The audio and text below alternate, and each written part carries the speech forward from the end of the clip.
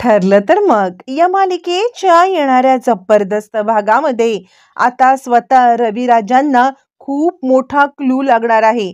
एका अनामिक व्यक्तीकडून रविराज आणि सायली या दोघांना एक महत्वाच्या गोष्टीचा क्लू मिळणार आहे आणि ते म्हणजे मधुभाऊंच्या रहस्याचा. इतकंच नाही तर मधुभाऊंनी ज्या वेळेला हातामध्ये फोटो घेऊन आता इकडे निघालेले असताना तो फोटो हिसकावताना ज्या वेळेला आता नागराज कॅप्चर झालेला आहे, हा व्हिडिओ शूट झालेला आहे आणि हा व्हिडिओ आता रविराजांपर्यंत पोहोचवण्याचं काम एक अज्ञात व्यक्तीने केलंय. आता ही व्यक्ती कोण आहे, त्या व्यक्तीने आता इकडे हा व्हिडिओ कसा शूट केला होता आणि जन्माष्टमीच्या दिवशी अनेक व्हिडिओ शूट होत असताना दोन सत्यांचा एकाच एकाच व्हिडिओमध्ये उलगडा झालाय. मधुभाऊंच्या हातातला फोटो नागराजने हिसकावत मधुभाऊंचा केलेला खून. फोटोमधली प्रतिमा दिसते आहे, तन्वी दिसते आणि अशाचमुळे कसला काय खुलासा होणार सगळं सगळं पाहूया. इकडे आता एका अज्ञात व्यक्तीने सायली आणि रविराज यांना एकाच वेळेला लेटर पाठवलेलं असतं आणि आता सायली आणि रविराज यांना लेटर पाठवत जर मधुभाऊंचा खरा खुनी कोण आहे हे तुम्हाला जाणून घ्यायचं असेल तर या कॅफेमध्ये जाऊन भेटा.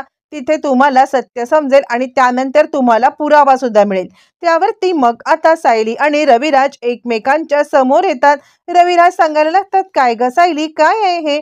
म्हणजे मला हे असं लेटर आलंय आणि त्यात तुझं नाव आता लिहिलेलं आहे. म्हणूनच मला आता एक गोष्ट कळत नाही की हे सगळं करणारं कोण आहे आणि त्यासाठी मी तुला भेटायला आलो. यावरती ती सांगते, मला सुद्धा काका हे लेटर आलेलं आहे. असं म्हटल्यावरती मग आता लगेचच इकडे रविराज सांगायला लागतात, हे बघ बाळा, तू त्या कॅफेमध्ये येणं बरोबर नाहीये. म्हणजे तो कॅफे वजा एक बार आहे आणि त्यामुळे तू तिकडे येऊ नकोस. मी आहे ना, मी तिकडे जातो आणि तुला जी काही अपडेट आहे ती अपडेट कळवतो. असं म्हटल्यावरती मग आता इकडे सायली सांगते, ठीक. इकडे तोपर्यंत महिपत नागराजला भेटलेला असतो. नागराजला महिपत ज्या वेळेला भेटतो आणि त्याच वेळेला इकडे आता नागराज सांगतो, हे बघ महिपत, तुझी 2 माणसं माझ्या सोबत दे. तुझ्या 2 माणसांना सोबत दे म्हणजे काय माहितीये, मी त्यांना प्लॅन समजावून सांगतो. कारण मधुकर पाटलांवरती लक्ष ठेवायला त्यांना मी ना आता वॉर्ड बॉय बनून तिकडे पाठवतो. काही झालं तरी ते त्यांच्यावरती लक्ष ठेवतील आणि लक्ष ठेवल्यावरती मग आपलं काम सोपं होईल. यावरती महिपत म्हणतो, ठीक आहे, तुला मी त्या 2 माणसांचा पत्ता देतो. असं म्हणत ती 2 माणसं तुला त्या कॅफेमध्ये भेटतील. आता ह्या कॅफे तोच असतो ज्या कॅफेमध्ये नागराज आणि ती माणसं एकमेकांना भेटायला येणार असतात. मग आता त्या कॅफेमध्ये येतो. ज्या वेळेला नागराज त्या कॅफेमध्ये येतो आणि त्या माणसांना भेटायला लागतो आणि त्याच वेळेला नागराज कॅफेमध्ये आल्यावरती रविराज त्याच्या मागोमाग येतो. महिपतच्या माणसांना नागराज आता सांगत असतो की हे बघा, काय करायचं आहे, तिकडे वॉर्ड बॉय म्हणून तुमची एंट्री मी करणार आहे. मी तुमची एंट्री केल्यावरती मग तुम्ही काय करायचं आहे, तुम्ही लगेचच ताबडतोब आता लक्ष ठेवायचं आहे मधुकर पाटलावरती. आणि मधुकर पाटील काही झालं तरी सुद्धा अजिबात शुद्धीवरती येतोय किंवा त्याच्याबद्दल जी काही अपडेट असेल ती अपडेट मला कळवायची, कळतंय का?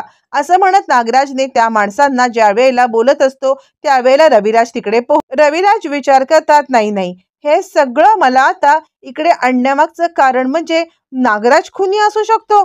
पण कसं काय? नागराज हे सगळं का करेल? नागराजची आणि आता इकडे मधुभाऊंची दुश्मनी काय?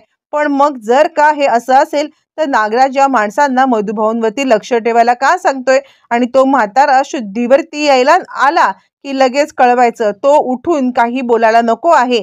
त्याच्या तोंडून गटार ओकण्याच्या आधी सत्य समोर आलं, तो जर काही बोलला तर आपलं काही खरं नाही. आता इकडे रविराज विचार करायला लागतात, काय आहे नक्की हे? म्हणजे आता तो जे काही बोलतोय त्यावरती मला आता विचार केलाच पाहिजे. म्हणजे आता मला हिंट देणाऱ्या व्यक्तीने बरोबर सांगितलेलं आहे की या सगळ्यामध्ये ती व्यक्ती तुम्हाला तिकडे सांगेल काय ते. आता मात्र रविराज विचार करतात, ते काही नाहीये. आता नक्की शहानिशा जर का मला करून घ्यायची असेल तर ही शहानिशा करून घेण्यासाठी मी नागराज सोबत स्पष्टपणे बोलतो, त्याला विचारतो, बघू तो काय सांगतोय ते. असं म्हटल्यावरती मग आता इकडे नागराज घरी येण्याची रविराज वाट नागराज घरी आल्यावरती मग आता रविराज म्हणतात, नागराज तू आज कुठे गेला होतास? यावरती सुमन म्हणते, सकाळी मला काही न सांगता हे गेले होते. कुठे गेला होतात तुम्ही? यावरती नागराज म्हणतो, कामासाठी गेलो होतो. तुम्ही इतके हायपर का होताय? यावरती रविराज म्हणतात, नाही रे, मी त्या कॅफेमध्ये गेलो होतो, तिकडे साधारण मला तू दिसलास ना. यावर तो म्हणतो, नाही दादा, तुझं काहीतरी गैरसमज झालंय. मी मी त्या कॅफेमध्ये कशाला जाईन? असं म्हटल्यावरती रविराजांचा संशय बळावतो. जर का हा त्या कॅफेमध्ये काही वेगळं काम करायला गेला नव्हता तर ह्याने बोलला असता किंवा जे काही आहे ते सांगितलं असतं ना. हा सांगत नाहीये याचा अर्थ हाच आहे की हा त्या कॅफेमध्ये जाऊन आता याने काहीतरी कारस्थान केलेलं आहे. ही गोष्ट 100% आणि मधुभाऊंच्या खुनात याचा हात आहे. पण असं तसं करून मला चालणार नाहीये. काय सत्य आहे हे मला जाणून घ्यायलाच पाहिजे. आणि त्याच वेळेला मग आता रविराजांनी एक नाव ऐकलेलं असतं की महिपत. महिपतची माणसं आहात ना, तर त्याची लाज राखा, नाहीतर महिपत तुमचा जीव घ्यायला सुद्धा आता कमी करणार नाही. हे वाक्य त्यांनी ऐकलेलं असतं आणि त्यामुळे लगेचच आता इकडे रविराज त्या दृष्टीने विचार करायला लागतात की काही झालं तरी सुद्धा मला आता महिपत आणि नागराज यांचं काय कनेक्शन आहे आणि कोणतं सत्य मधुभाऊ सांगणार आहेत हे जाणून घ्यायला पाहिजे. मग रविराज अर्जुनकडे येतात आणि अर्जुनला हे सत्य सांगतात. मग त्यावेळेला रविराज म्हणतात, सायली आणि आम्हाला दोघांना सुद्धा चिठ्ठी आली होती आणि त्यामुळे तुला काहीही न सांगायला मी सांगितलं होतं. म्हणजे काही झालं तरी सुद्धा मुळातच आता इकडे लवकरात लवकर आपल्याला सत्य शोधून काढलं पाहिजे. यावरती अर्जुन म्हणतो, नागराज काका? यावरती मग आता इकडे सांगायला लागतात रविराज, मला सुद्धा नाही विश्वास बसला. मला सुद्धा कळलंच नाही की काय घडलंय ते. पण हो, नागराज याच्यामध्ये इन्व्हॉल्व आहे. कारण ज्या वेळेला मी आता घरी गेलो होतो ना, त्यावेळेला मी घरी आल्यावरती पुन्हा आता त्याला विचारलं तर त्याने मला उडवाउडवीची उत्तरं दिली आणि तिथेच मला समजलं की नागराज या सगळ्यामध्ये आता इन्व्हॉल्व आहे. ही गोष्ट 100%. त्यामुळे आपण त्या दृष्टीने आता विचार केला पाहिजे आणि त्या दृष्टीने विचार करून मगच लवकरात लवकर आता आपण हे केलं पाहिजे. असं म्हटल्यावरती आता इकडे अर्जुन सांगायला लागतो, मला कळत नाहीये की काय नक्की दुश्मनी असू शकते. ती दुश्मनी कसली असू शकते, काय असू शकते? यावरती रविराज म्हणतात, आत्ताच मला एक दुसरी चिठ्ठी आलेली आहे आणि त्याच्यात त्यांनी सांगितलंय की जर तुम्हाला या संदर्भातले पुरावे हवे असतील तर त्यांना रक्कम पाहिजे काहीतरी आणि कुणीतरी हे सगळं पैशासाठी करतंय. हे आता अर्जुनला समजतं. लगेचच अर्जुन म्हणायला लागतो, ठीक आहे.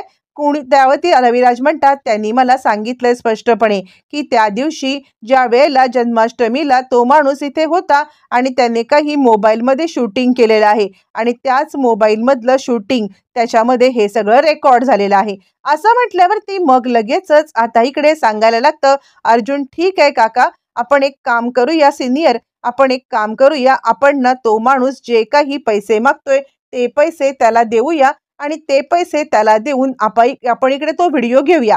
रविराज म्हणतात, हो, मी तसा त्याला मेसेज सुद्धा टाकलेला आहे आणि आता पैसे रिसीव्ह झाले की आपल्याला तो व्हिडिओ मिळेल. पण त्याने मला नाव नाही सांगायचं किंवा त्याची आयडेंटिटी त्याला लपवायची आहे, जेणेकरून उद्या जर काही झालं तर तो त्यात अडकायला नको. यावरती मग आता इकडे लगेचच सांगायला लागतात रविराज की कोण असेल तो माणूस आणि तो आपल्या घरामध्ये येऊन असं हे सगळं बघून सुद्धा गप्प बसला. नाही, तो कोण असेल तो असू दे, पण सत्य लवकर समजलं पाहिजे. मी त्याच्याकडून लवकरात लवकर व्हिडिओ घेणार आहे. असं म्हटल्यावरती अर्जुन म्हणतो, ठीक आहे. आता अर्जुन आणि रविराज हे दोघंही जण शॉकमध्ये असतात. त्यांना कळतच नसतं की कोणती व्यक्ती आहे जी व्यक्ती मधुभाऊंच्या वाईटावरती उठले किंवा ती व्यक्ती मधुभाऊंना मारायला निघालेली असू शकते. आणि आता नागराज हे सगळं करतोय यावरती दोघांचा सुद्धा विश्वास बसत नसतो. मग त्यानंतर आता वाट पाहत असतात ते म्हणजे व्हिडिओ येण्याची. आता इकडे ज्या वेळेला रविराज पैसे देऊन मोकळे होतात त्याच वेळेला अर्जुन आता फोन करतो, सिनियर काय झालं व्हिडिओचं? रविराज म्हणतात, येणार आहे मला मोबाईलवरती तो व्हिडिओ. असं म्हणत रविराज आणि आता अर्जुन त्या व्हिडिओची वाट पाहत असताना सायलीला खूप वाईट वाटतं. म्हणजे सायली सांगायला लागते, मला काय वाटतं माहितीये का, नागराज काका म्हणजे हॉस्पिटलमध्ये सुद्धा आले होते. त्यानंतर ते घरी चौकशी करायला सुद्धा आले होते आणि त्यावेळेला मला वाटलं की ते काळजीपोटी आलेत किंवा त्यांना या सगळ्यामध्ये काळजी वाटत असेल म्हणून ते आलेले आहेत. पण ते आले होते ते म्हणजे आता इकडे मधुभाऊ कसे आहेत काय आहेत याच्यासाठी नाही, तर मधुभाऊंचा जीव जावा यासाठी. नागराज काका इतक्या खालच्या थराला जातील असं मला कधीच वाटलं नव्हतं.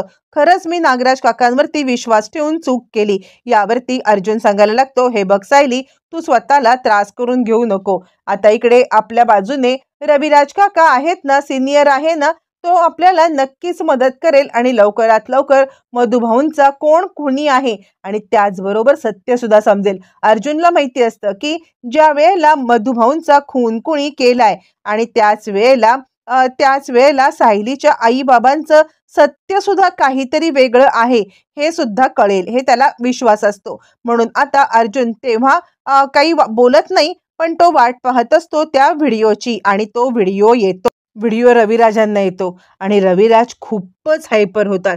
बाजूला नागराज बसलेला असतो आणि त्यामुळे रविराज आत्ता सध्या काहीच बोलत नाहीत आणि त्यावेळेला अस्वस्थ झालेल्या रविराजांना ज्या वेळेला आता इकडे सुमन पाहते, काय झालं, तुम्ही का इतके अस्वस्थ आहात भाऊजी? यावरती रविराज काहीच बोलत नाहीत, कारण त्यांना नागराजच्या समोर काही आणायचं नसतं आणि त्यामुळे रविराज ताबडतोब ताबडतोब तो व्हिडिओ अर्जुनला फॉरवर्ड करतात.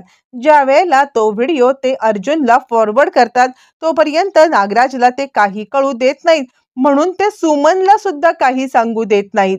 आणि सुमन बिचारी, काय झालं भाऊजी, काय झालं भाऊजी असं म्हणत असताना ते मनातल्या मनात म्हणतात, थांब सुमन, ज्या वेळेला तुझ्या नवऱ्याचं खरं रूप तुझ्या समोर येईल ना त्यावेळेला तुला धक्का बसेल, पण आत्ता सध्या तरी मी तुला नाही काही सांगू शकत असं म्हणत ते गप्प बसतात. इकडे आता अर्जुनला तो व्हिडिओ येतो. अर्जुन धावत पळत खाली येतो. मम्मा, सायली, अश्विन, लवकर खाली या, लवकर खाली या असं म्हणत तो सगळ्यांना बोल.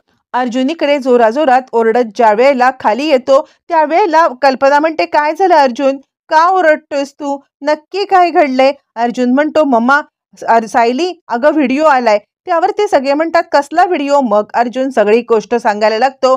अगं म्हणजे कुणीतरी रविराज काकांना म्हणजे सिनियरला असं सांगितलं होतं की इथे काय घडलं त्या रात्री मधुभाऊंच्या सोबत, त्याचा आता त्यांच्याकडे व्हिडिओ आहे आणि तो व्हिडिओ आता इकडे त्यांनी फॉरवर्ड केलेला आहे. तो व्हिडिओ मला आता आलेला आहे. सिनियरनी तो व्हिडिओ पाठवलाय आणि जे सत्य त्या व्हिडिओमध्ये दिसतंय ना ते महाभयंकर आहे. त्यावरती सायली म्हणते, काय झालं, काय कळतंय त्याच्यामध्ये? यावरती अर्जुन आता दाखवायला लागतो तो व्हिडिओ सगळ्यांना. तोपर्यंत चैतन्य येतो, तोपर्यंत अश्विन येतो. मुळात गरज आहे अश्विनला हे सगळं सत्य समजण्याची. अश्विन तिकडे ज्या वेळेला येतो त्यावेळेला तो म्हणतो, दादा काय आहे? त्यावरती आता इकडे अर्जुन सांगायला लागतो, बघ, जे काही आहे सत्य ते तुझ्या समोर आता मी आणण्याचा प्रयत्न करतोय, बघ लवकर हा व्हिडिओ. सगळेजण व्हिडिओ पाहतात. त्यावेळेला आता नागराजने इकडे मधुभाऊंना मारलंय ते सगळं त्या समोर आलेलं असतं. नागराजने मधुभाऊंना ज्या वेळेला मारलं त्याच वेळेचा तो व्हिडिओ असतो. म्हणजे जी कुणी लोक आता आलेली असतात त्यांनी रॅन्डमली फोटोशूट किंवा व्हिडिओ जे करतात ट्रेंडिंग मध्ये टाकण्यासाठी किंवा स्टेटसला टाकण्यासाठी, त्यावेळेच हे सगळं सत्य असतं आणि ते सत्य आता अशा पद्धतीने समोर येईल याची कुणालाच कल्पना नसते. पण त्याच वेळेस तो व्हिडिओ समोर आलेला आहे आणि त्या व्हिडिओमध्ये नागराजने मधुभाऊंना मारल्याचं स्पष्टपणे दिसत आहे. अगदी स्पष्टपणे नागराज आता मधुभाऊंच्या पोटामध्ये जो काही सुराख उपसतोय ते सगळं समोर आल्यावरती मग आता सगळेच जण हादरतात. बरं, त्यातली एक छोटीशी अपडेट असते. ती अपडेट अर्जुन बघतो. मधुभाऊंच्या हातामध्ये असलेला फोटो, ज्या सगळेजण तो फोटो पाहत असतात म्हणजे तो व्हिडिओ पाहत असतात त्यावेळेला अर्जुनचं लक्ष त्या फोटोकडे जातं, कारण एकट्या अर्जुनला माहिती असतं की ज्या क्षणाला मधुभाऊंचा खून झाला त्या क्षणाला ते सायलीची खरी ओळख घेऊन बाहेर येत होते. म्हणूनच त्यांनी आता सांगितलं होतं, ते म्हणजे आता अद्वैतला त्यांनी सांगितलं होतं की सायलीचे आई बाबा जिवंत आहेत. मग त्यावेळेला तो पुन्हा व्हिडिओ एकटा झूम करून पाहायला लागतो आणि त्यावेळेला आता सायली म्हणते, काय बघताय तुम्ही? यावरती अश्विन म्हणतो, पण दादा हे सगळं काय आहे? का सगळं केलं असेल ह्यांनी? म्हणजे त्यांचा काय संबंध आहे मधुभाऊंना मारण्यासाठी? अर्जुनचं लक्ष मात्र त्या फोटोकडे असतं. मधुभाऊ जो फोटो घेऊन बाहेर पडलेले आहेत तो फोटो नागराज त्यांच्याकडून हिसकावून घेतोय. हे ज्या वेळेला अर्जुन पाहतो त्या वेळेला त्याला एकच वाक्य कानामध्ये घुमतं की सायलीचे आई वडील जिवंत आहेत. मग जर मधुभाऊंनी हे वाक्य बोलले होते तर मधुभाऊंच्या हातामध्ये हा फोटो का? हा फोटो घेऊन ते कुठे चालले होते आणि त्या फोटोसाठी नागराज काकांनी का बरं मारलं असेल? काहीच कळत नसतं आणि आता इकडे तो म्हणजे खूपच गडबडलेला असतो. काहीतरी गडबड आहे, काहीतरी आहे जे आपल्यापासून मिस होतंय. पण काय आहे, कसं आहे हे मात्र त्याला काही कळत नसतं आणि त्यामुळे अर्जुन आता पूर्णपणे हादरलेला असतो. काय करायचं, कसं करायचं हा विचार अर्जुन करतो आणि तो आता विचार करतो काही झालं तरी मी रविराजांचीच मदत घेणार आणि या सत्यापर्यंत पोहोचणार की प्रतिमात्या आणि आता छोट्या तन्वीचा का बरं फोटो घेऊन इकडे म्हणजे मधुभाऊ निघाले होते आणि त्यासाठी का नागराजने मारलं या सगळ्याचं सत्य नागराजच सांगू शकणार असं म्हणत तो आता रविराजांची भेट घेत रविराजांना ते सत्य सांगायला निघतो. तोपर्यंत इकडे आता सुमन सांगत असते, भाऊजी सांगा ना तुम्ही मगाशी इतके अस्वस्थ का होत होतात? त्याच वेळेला रविराज तिला आता सगळं सत्य सांगतात आणि सुमनला जो काही धक्का बसतो तो धक्का वेगळ्याच लेवलचा असतो. सुमन म्हणते काय बोलताय तुम्ही? यावरती मग आता रविराज म्हणतात, सुमन काळीज घट्ट कर. तितक्यात अर्जुन येतो आणि सिनियर तू ह्या फोटोचं हे बघितलंस का? मला मधुभाऊ असं म्हणाले होते. आता रविराज सांगायला लागतात की या सगळ्याचं उत्तर फक्त आणि फक्त नागराजच देऊ शकतो. नागराजला या सगळ्यातून वाचायचं असेल तर नागराजला हे उत्तर द्यावं लागेल. असं म्हटल्यावरती मग आता इकडे नागराजकडून रविराज सत्य कसं काढून घेणार पाहणं फारच रंजक ठरणार आहे.